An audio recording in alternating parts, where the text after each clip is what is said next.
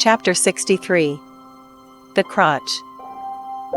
Out of the trunk, the branches grow, out of them, the twigs. So, in productive subjects, grow the chapters. The crotch alluded to on a previous page deserves independent mention. It is a notched stick of a peculiar form, some 2 feet in length, which is perpendicularly inserted into the starboard gunwale near the bow, for the purpose of furnishing a rest for the wooden extremity of the harpoon, whose other naked, barbed end slopingly projects from the prow. Thereby the weapon is instantly at hand to its hurler, who snatches it up as readily from its rest as a backwoodsman swings his rifle from the wall. It is customary to have 2 harpoons reposing in the crotch, respectively called the first and second irons. But these 2 harpoons, each by its own cord, are both connected with the line, the object being this, to dart them both, if possible, one instantly after the other into the same whale, so that if, in the coming drag, one should draw out, the other may still retain a hold. It is a doubling of the chances,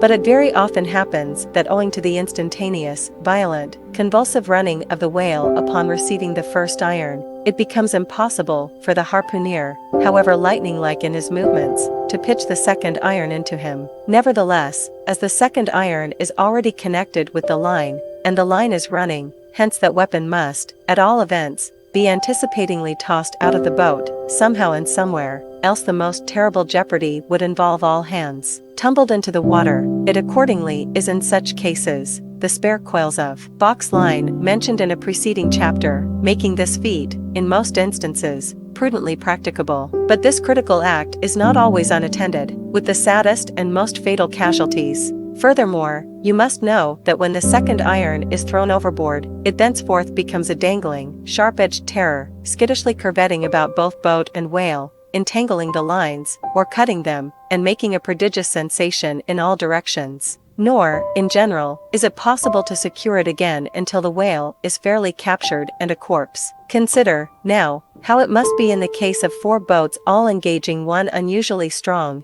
active, and knowing whale, when owing to these qualities in him, as well as to the 1,000 concurring accidents of such an audacious enterprise, 8 or 10 loose second irons may be simultaneously dangling about him. For, of course, each boat is supplied with several harpoons to bend onto the line should the first one be ineffectually darted without recovery. All these particulars are faithfully narrated here, as they will not fail to elucidate several most important, however intricate passages, in scenes hereafter to be painted.